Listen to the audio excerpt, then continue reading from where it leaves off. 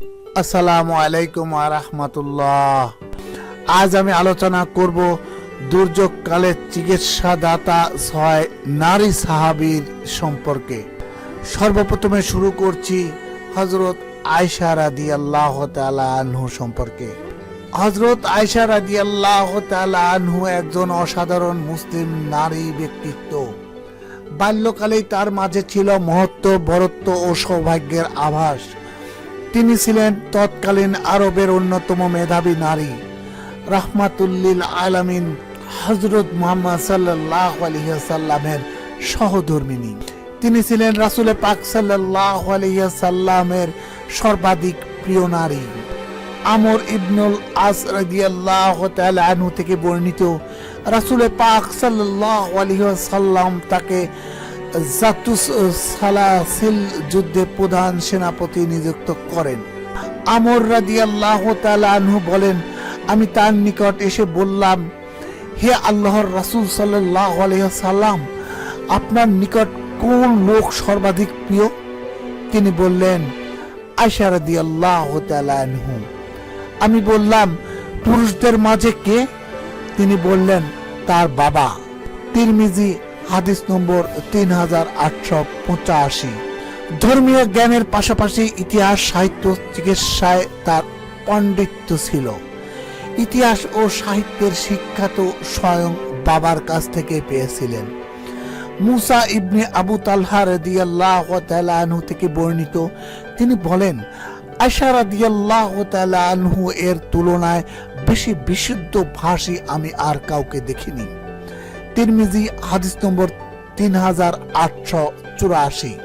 আর চিকিৎসা বিদ্যা রপ্ত করেছিলেন দিক দিগন্ত থেকে রাসূল পাক সাল্লাল্লাহু আলাইহি ওয়াসাল্লামের দরবারে আগত আরব গোত্রের প্রতিনিধি দলের কাছ থেকে। তাছাড়া শেষ বয়সে রাসূল পাক সাল্লাল্লাহু আলাইহি ওয়াসাল্লাম প্রায়ই অসুস্থ থাকতেন। এ কারণে আরবের বিজ্ঞ হাকিম ও চিকিৎসকদের গমনাগমন চলতে থাকত। তারা যখন যে ঔষধ বাতলে দিতেন, আয়েশা রাদিয়াল্লাহু তাআলা আনহু সেগুলো শিখে নিতেন। উরওয়া রাহমাতুল্লাহি আলাইহি ওয়াসাল্লাম বলেন, আমি চিকিৎসা বিজ্ঞানে আয়েশা রাদিয়াল্লাহু তাআলা আনহু অপেক্ষা দক্ষ মানুষ দেখিনি। আমি তাকে জিজ্ঞেস করি, খালা, আপনি এই জ্ঞান কোত্থেকে অর্জন করলেন? তিনি বললেন, আমি মানুষকে রোগীর চিকিৎসা করতে দেখেছি এবং তা মনে রেখেছি। সিয়ারু আলামুন নুবালা, পৃষ্ঠা নম্বর 182। ধর্মীয় জ্ঞান অর্জন করেন প্রাণপ্রিয় পরম শ্রদ্ধেয় জীবন সঙ্গীর মুবারক সান্নিধ্য থেকে। রাসূল পাক সাল্লাল্লাহু আলাইহি ওয়াসাল্লামের তালিম ও ইরশাদের যাবতীয় মজলিস অনুষ্ঠিত হতো মসজিদে নববীতে, যা তার ঘরের সঙ্গে লাগানো। এজন্য রাসূল পাক সাল্লাল্লাহু আলাইহি ওয়াসাল্লাম ঘরের বাইরেও সাহাবায়ে কিরামকে যা শিক্ষা দিতেন, হযরত আয়েশা রাদিয়াল্লাহু তাআলা আনহু সেগুলোতে শরীক থাকতেন। দূরত্বের কারণে কোনো কথা বুঝতে অসুবিধা হলে পরবর্তী সময়ে তা রাসূল পাক সাল্লাল্লাহু আলাইহি ওয়াসাল্লাম থেকে বুঝে নিতেন। কখনো উঠে মসজিদের কাছে চলে যেতেন। নবী করিম সাল্লাল্লাহু আলাইহি ওয়াসাল্লামের বহু হাদিস আয়েশা রাদিয়াল্লাহু তাআলা আনহার মাধ্যমে মানব জাতির কাছে পৌঁছেছে। তার প্রখর স্মরণ শক্তি এ কাজে সহায়ক হয়েছিল। আবু মুসা রাদিয়াল্লাহু তাআলা আনহু থেকে বর্ণিত, তিনি বলেন, আমাদের রাসূলুল্লাহ সাল্লাল্লাহু আলাইহি ওয়াসাল্লামের সাহাবীদের কাছে কোনো হাদিসের অর্থ বোঝা কষ্টসাধ্য হলে আয়েশা রাদিয়াল্লাহু তাআলা আনহুকে প্রশ্ন করে তার কাছে এর সঠিক জ্ঞান লাভ করেছি। তিরমিজি হাদিস নম্বর 3883। প্রিয় দর্শক, ভিডিওটি শেষ পর্যন্ত দেখার অনুরোধ করছি। তিনি ছিলেন উচ্চ মনোবল সম্পন্ন একজন নারী। তার পবিত্র হৃদয় ছিল তেজস্বিতায় দীপ্ত, সাহসিকতায় ভরা। তিনি রাসূল পাক সাল্লাল্লাহু আলাইহি ওয়াসাল্লামের কাছে জিহাদে অংশগ্রহণ করার অনুমতি চেয়েছিলেন, যদিও রাসূল পাক সাল্লাল্লাহু আলাইহি ওয়াসাল্লাম তাকে জিহাদের অনুমতি দেননি, বরং বলেছিলেন হজই নারীদের জিহাদ।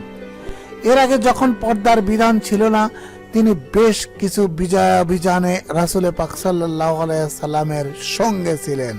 হাদিসের ভাষ্য অনুযায়ী তিনি বদরের যুদ্ধেও ছিলেন। উহুদ যুদ্ধে যখন মুসলিম সৈন্যরা প্রায় পর্যুদস্ত, বীর লড়াকুদের পদ যখন টলমল, এমন ঝুঁকির মুখে হযরত আয়েশা রাদিয়াল্লাহু তাআলা আনহু দৌড়ে আহত সৈনিকদের পানি পান করাচ্ছিলেন। হযরত আনাস রাদিয়াল্লাহু তাআলা আনহু থেকে বর্ণিত, তিনি বলেন, উহুদ যুদ্ধের এক সময়ে সাহাবারা নবী করিম সাল্লাল্লাহু আলাইহি ওয়াসাল্লাম থেকে আলাদা হয়ে পড়েছিলেন। তখন আবু তালহা রাহমাতুল্লাহি আলাইহি সাল্লাম ডাল হাতে নিয়ে নবী করিম সাল্লাল্লাহু আলাইহি সাল্লামের সামনে প্রাচীরের মতো দৃঢ় হয়ে দাঁড়ালেন। আবু তালহা রাদিয়াল্লাহু তাআলা আনহু সুদক্ষ তীরন্দাজ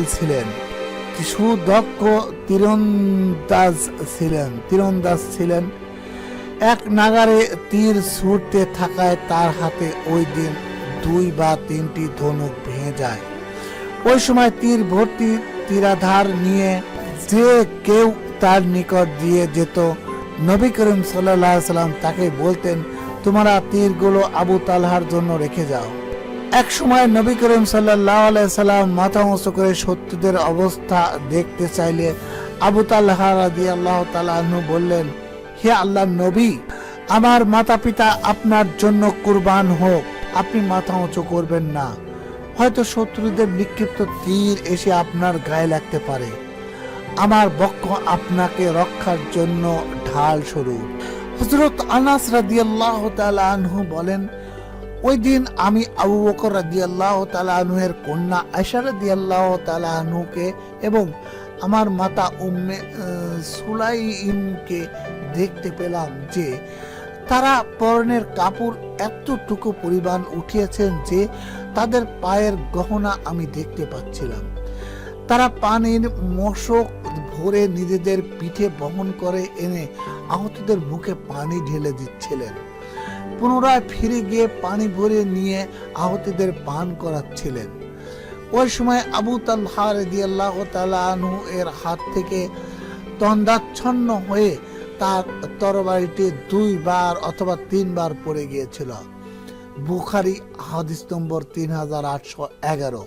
এই হাদিস থেকে আমরা বুঝতে পারি হযরত আয়েশা রাদিয়াল্লাহু তাআলা আনহু কঠিন বিপদের মুহূর্তে উম্মার পাশে থেকেছেন, তাদের চিকিৎসা সেবা দিয়েছেন। পরীক্ষার যুদ্ধে মুসলিমরা যখন অবরুদ্ধ, তখন তিনি দুর্গ থেকে বের হয়ে যুদ্ধের অবস্থা পর্যবেক্ষণ করেছিলেন। সিরাতে আয়েশা রাদিয়াল্লাহু তাআলা আনহু পৃষ্ঠা নম্বর 185। এবার আলোচনা করব হযরত ফাতেমা রাদিয়াল্লাহু তাআলা আনহু সম্পর্কে। নারীকুল শিরোমণি হযরত ফাতেমা রাদিয়াল্লাহু তাআলা আনহু বিশ্বনবী হযরত মুহাম্মদ সাল্লাল্লাহু আলাইহি ওয়াসাল্লামের সর্বকনিষ্ঠ কন্যা, আদরের দুলালী, কলিজার টুকরা এবং সৈয়দ বংশের উচ্চধারা।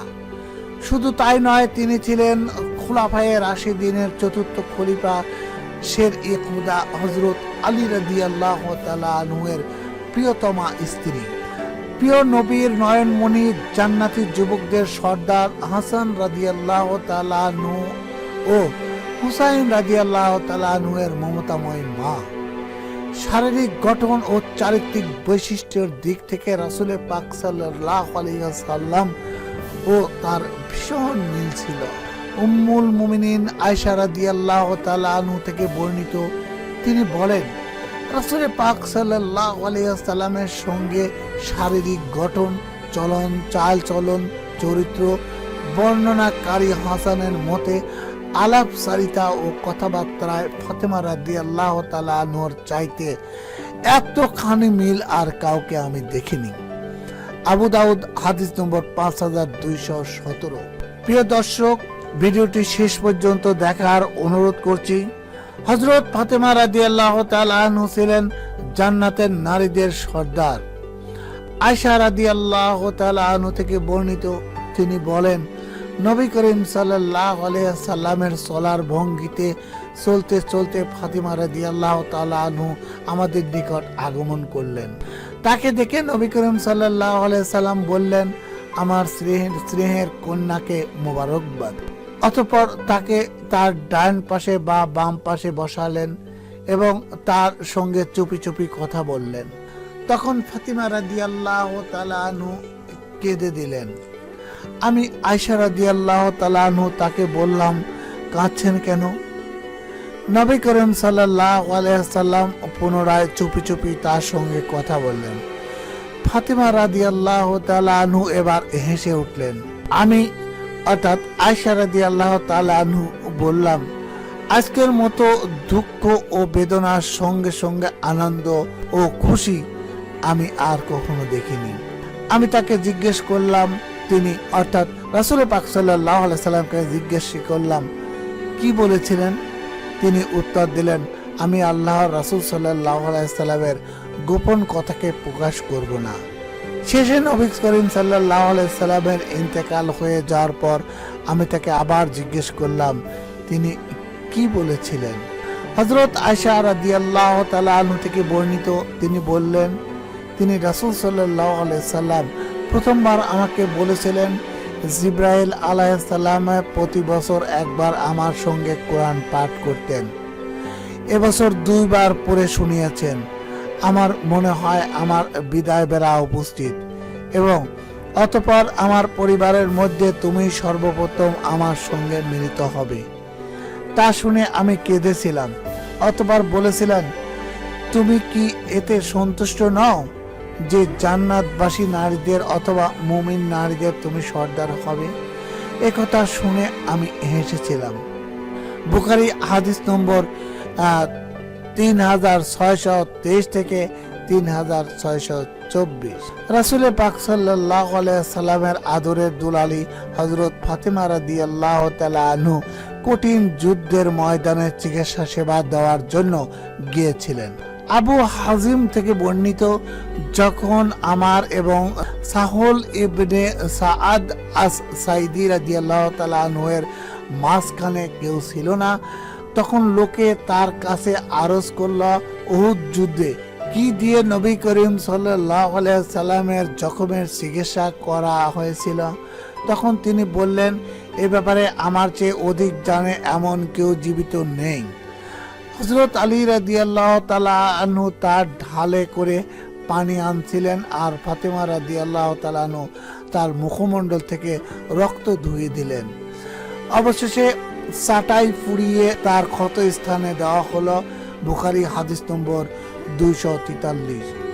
এই হাদিস দ্বারা আমরা জানতে পারি যে জাতির কঠিন সংকটময় মুহূর্তে তাদের চিকিৎসা সেবা দিতে রাসূল পাক সাল্লাল্লাহু আলাইহি সাল্লামের স্ত্রী কন্যা পর্যন্ত জীবনের ঝুঁকি নিয়ে রণাঙ্গনে হাজির হয়েছিলেন। হযরত রুফাইদা রাদিয়াল্লাহু তাআলা আনহু, তিনি ছিলেন খাজরাজ গোত্রের শাখা আসলাম গোত্রের সন্তান, তাই তাকে রুফাইদা আল আসলামিয়া রাদিয়াল্লাহু তাআলা আনহু নামে সবাই চিনতেন। মদিনায় রাসূল পাক সাল্লাল্লাহু আলাইহি সাল্লামের ইসলামের দাওয়াত নিয়ে গেলে সর্বপ্রথম যারা ইসলাম গ্রহণ করেছিলেন তিনি তাদের একজন। রাসূল পাক সাল্লাল্লাহু আলাইহি সাল্লামের সঙ্গে অনেক যুদ্ধে তিনি অংশগ্রহণ করেছেন। তিনি ছিলেন প্রথম মহিলা মুসলিম সেবিকা হিসেবে স্বীকৃত একজন ইসলামী চিকিৎসক। তিনি মূলত তার চিকিৎসক বাবা সাদ আল আসলামের কাছ থেকে চিকিৎসা বিদ্যা সম্পর্কে শিক্ষা গ্রহণ করেন। পরবর্তী সময়ে তিনি চিকিৎসা বিদ্যায় এতই ব্যুৎপত্তি অর্জন করেন যে রাসূল পাক সাল্লাল্লাহু আলাইহি সাল্লাম যুদ্ধে আহত সব সৈনিককে তার কাছে চিকিৎসার জন্য পাঠাতেন। তিনি আহতদের সেবায় মসজিদে একটি তাঁবু করেছিলেন। তার দায়িত্বাধীন সেই অস্থায়ী হাসপাতালকে বলা হতো খিমাতু রুফাইদা। মাহমুদ ইবনে লাবিদ রাহমাতুল্লাহ আলাইহি সাল্লাম থেকে বর্ণিত, খন্দকের যুদ্ধের দিন সাআদ রাদিয়াল্লাহু তাআলা আনহু এর চোখ আঘাতপ্রাপ্ত হলে এবং তার অবস্থার অবনতি ঘটলে তাকে রুফাইদা নামক এক মহিলার কাছে পৌঁছে দেওয়া হলো। তিনি আহতদের চিকিৎসা করতেন। নবী করিম সাল্লাল্লাহু আলাইহি সাল্লাম সকাল সন্ধ্যায় সাআদ রাদিয়াল্লাহু তাআলা আনহুর কাছ দিয়ে যেতে জিজ্ঞেস করতেন, তোমার দিন কেমন কাটলো, তোমার রাত কেমন কাটলো? তিনি তাকে নিজ অবস্থায় অবহিত করতেন। আদবুল মুফরাদ হাদিস নম্বর 1139। প্রিয় দর্শক, আজকের পৃথিবীর ভ্রাম্যমাণ হাসপাতাল ও চিকিৎসার ধারণাটি এখান থেকেই মানুষ নিয়েছে। খাইবার যুদ্ধে আহত মুসলিম মুজাহিদদের সুস্থ করতে তিনি মাতৃত্বের মমতাময় হাত বাড়িয়ে দেন। তার এই অবিস্মরণীয় ত্যাগ এবং সেবা সুশ্রদ্ধার স্বীকৃতি স্বরূপ রাসূল পাক সাল্লাল্লাহু আলাইহি সাল্লাম পুরুষ মুজাহিদদের সঙ্গে তাকেও গনিমতের মালের হিস্সা দিয়েছিলেন। আজকের বিশ্বেও তিনি নারী চিকিৎসক ও নার্সদের আইডল হয়ে আছেন। তার সম্মানে বাহরাইনের royal college of surgeons in Ireland প্রতি বছর রুফিয়াদিত Al Aslamia prize in nursing প্রদান করা হয়। ছাত্রছাত্রী কর্তৃক রোগীদের সেবা দেওয়ার উপর ভিত্তি করে এই পুরস্কার দেওয়া হয়ে থাকে। উম্মে আতিয়াহ আল আনসারী রাদিয়াল্লাহু তাআলা আনহা, মূলত তার নাম ছিল নুসাইবা বিনতে হারিস। কারো কারো মতে তার নাম ছিল নুসাইবা বিনতে কাআব। উম্মে আতিয়াহ ছিল তার উপনাম। তিনি এই নামেই প্রসিদ্ধ ছিলেন। তিনি ছিলেন একজন গুরুত্বপূর্ণ আনসারী মহিলা সাহাবী। তিনি সেই মহিলা সাহাবী যাকে রাসূল পাক সাল্লাল্লাহু আলাইহি সাল্লাম তার মৃত কন্যা জয়নব রাদিয়াল্লাহু তাআলা আনহাকে গোসল দেওয়ার দায়িত্ব দিয়েছিলেন। উম্মে আতিয়াহ আনসারী রাদিয়াল্লাহু তাআলা আনহা থেকে বর্ণিত, আল্লাহর রাসূল সাল্লাল্লাহু আলাইহি সাল্লামের কন্যা জয়নব রাদিয়াল্লাহু তাআলা আনহা ইন্তেকাল করলে তিনি আমাদের কাছে এসে বললেন, তোমরা তাকে 3 বার বা 5 বার বা প্রয়োজন মনে করলে তার চেয়ে অধিকবার বড়ই পাতা সহ পানি দিয়ে গোসল করাও। শেষবারে কিছু কর্পূর ব্যবহার করবে। তোমরা শেষ করে আমাকে খবর দাও। আমরা শেষ করার পর তাকে জানালাম। তখন তিনি তার চাদরখানি আমাদের দিয়ে বললেন, এটি তার শরীরের সঙ্গে জড়িয়ে দাও। সহিহ বুখারী হাদিস নম্বর 1253। রাসূল পাক সাল্লাল্লাহু আলাইহি সাল্লামের সঙ্গে 7টি যুদ্ধে অংশগ্রহণ করেছেন এই মহিয়সী নারী। তিনি সেখানে যুদ্ধাহত সাহাবায়ে কেরামদের সেবা করতেন, অর্থাৎ নার্সের দায়িত্ব পালন করতেন। এছাড়া তাদের মালপত্র ও সাওয়ারির রক্ষণাবেক্ষণ ও তাদের খাবার তৈরির কাজও করতেন। উম্মে আতিয়াহ আল আনসারী রাদিয়াল্লাহু তাআলা আনহা থেকে বর্ণিত, আমি রাসূল পাক সাল্লাল্লাহু আলাইহি সাল্লামের সঙ্গে 7টি যুদ্ধে অংশগ্রহণ করেছি।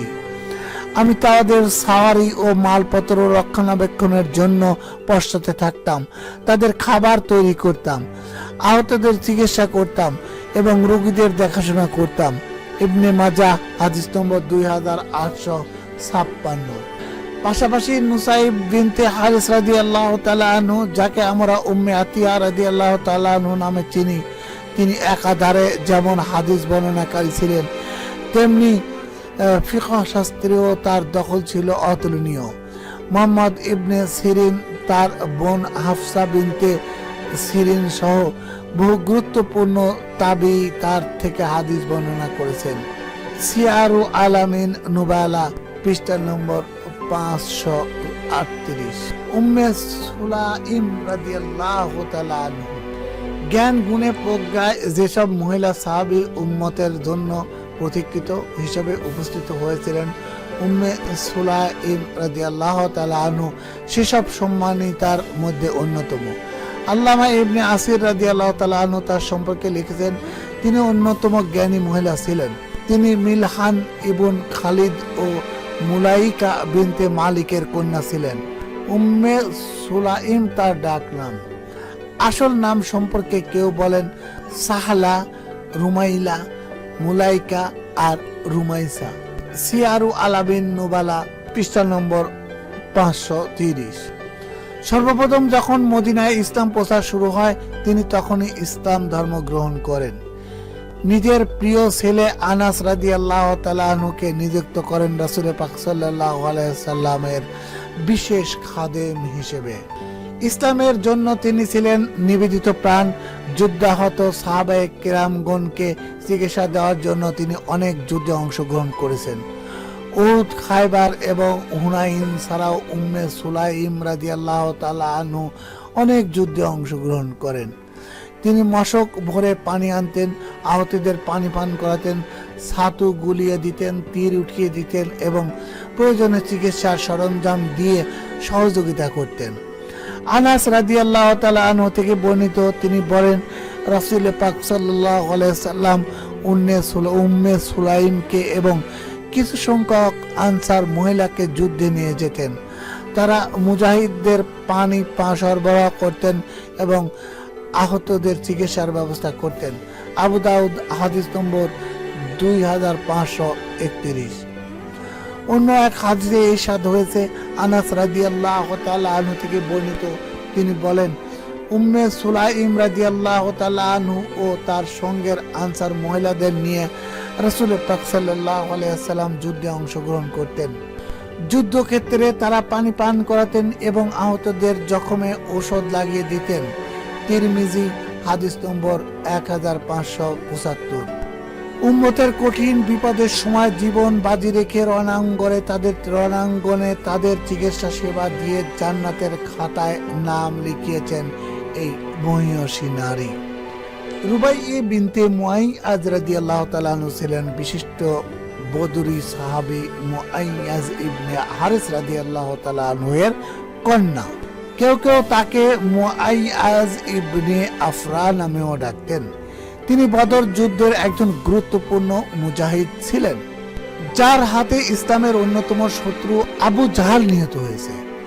তার মৃত্যুর পর রাসূল পাক সাল্লাল্লাহু আলাইহি ওয়াসাল্লাম তার কন্যা রুবাইয়া বিনতে মুআইয়াজকে সান্ত্বনা দিতে তার বাড়ি গিয়েছিলেন। মুসনাদে আহমদ হাদিস নম্বর 25028। রুবাইয়া বিনতে মুআইয়াজ একজন বহু মুহাদ্দিসা ছিলেন।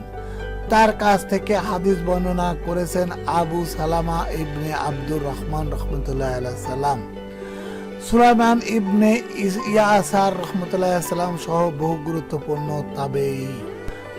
মাসাইলের দিক থেকেও তার জ্ঞানের গভীরতা ছিল চোখে পড়ার মতো। শুধু তাই নয়, তিনি সাহাবায়ে কেরামদের সঙ্গে বিভিন্ন যুদ্ধে অংশগ্রহণ করতেন। সেখানে আহত সাহাবায়ে কেরামদের পানি পান করানোর কাজ করতেন, আহত সাহাবায়ে কেরামদের সেবা ও পরিচর্যা করতেন এবং কোনো সাহাবী শহীদ হয়ে গেলে তাকে মদিনায় পাঠানোর ব্যবস্থা করতেন। একজন নারী হয়েও তিনি কঠিন দুর্যোগপূর্ণ মুহূর্তগুলোয় রণাঙ্গনে উপস্থিত হয়ে তাদের সেবা দিতেন। এ ব্যাপারে তিনি বলেন, আমরা যুদ্ধের ময়দানে নবী করিম সাল্লাল্লাহু আলাইহি ওয়াসাল্লামের সঙ্গে থেকে লোকদের পানি পান করাতাম, আহতদের পরিচর্যা করতাম এবং নিহতদের মদিনায় পাঠাতাম। বুখারী হাদিস নম্বর 2882। অন্য এক হাদিসে ইরশাদ হয়েছে, তিনি বলেন, আমরা নবী করিম সাল্লাল্লাহু আলাইহি ওয়াসাল্লামের সঙ্গে যুদ্ধে অংশ নিতাম। তখন আমরা লোকজনকে পানি পান করাতাম, তাদের সেবা শুশ্রূষা করতাম এবং নিহত ও আহতদের মদিনায় দিয়ে যেতাম। বুখারী হাদিস নম্বর 5679। ইসলামের সোনালী যুগে এভাবেই নারীরা উম্মতের দুর্যোগময় মুহূর্তে তাদের সেবায় ঝাঁপিয়ে পড়তেন। তারা আমাদের শিখিয়ে গেছেন, মুমিন কখনো অন্য মুমিনের বিপদে দূরে সরে যেতে পারে না, বরং তাদের সহযোগিতায় এগিয়ে আসেন। রাসূল পাক সাল্লাল্লাহু আলাইহি ওয়াসাল্লাম বলেছেন, পারস্পরিক দয়া, ভালোবাসা ও সহানুভূতি প্রদর্শনে তুমি মুমিনদের দেহের মতো দেখবে। যখন শরীরের একটি অঙ্গ রোগে আক্রান্ত হয়, তখন শরীরের সব অঙ্গ প্রত্যঙ্গ রাত জাগে এবং জ্বরে অংশ নেয়। বুখারী হাদিস নম্বর 6011। বর্তমানেও বিশ্বব্যাপী করোনা পরিস্থিতির কারণে আমরা কঠিন সময় পার করছি। এ পরিস্থিতিতে জীবনের ঝুঁকি নিয়ে কাজ করছেন ডাক্তার ও নার্সরা। মাঠ পর্যায়ে কাজ করে যাচ্ছেন আইন শৃঙ্খলা রক্ষাকারী বাহিনী, সাংবাদিক সহ বিভিন্ন মহল। মহান আল্লাহ তাআলা সবার খেদমতকে কবুল করুন। মহান আল্লাহ তাআলা তাদের সবার খেদমতকে কবুল করুন। সাহাবায়ে কেরাম যেভাবে মানব সেবা করে মহান আল্লাহর সন্তুষ্টি অর্জন করেছেন, বর্তমানের সেবকরাও যাতে তেমনি ভাবে মহান আল্লাহর সন্তুষ্টি অর্জন করতে পারেন, সেই কামনাই করছি। মহান আল্লাহ সবাইকে কবুল করুন, নিরাপদে রাখুন। প্রিয় দর্শক, আশা করি আপনারা সবাই বুঝতে পেরেছেন এই মহামারী করোনা ভাইরাসের আক্রমণের সময়ে সেবার দিকে ঝাঁপিয়ে পড়তে হবে, অবহেলা করা যাবে না। যারা আমার চ্যানেলটিতে নতুন এসেছেন অবশ্যই সাবস্ক্রাইব করবেন, যেন পরবর্তী ভিডিও আপলোড দেওয়ার সঙ্গে সঙ্গে সবার আগে পৌঁছে যায় আপনার কাছে। আল্লাহ হাফেজ।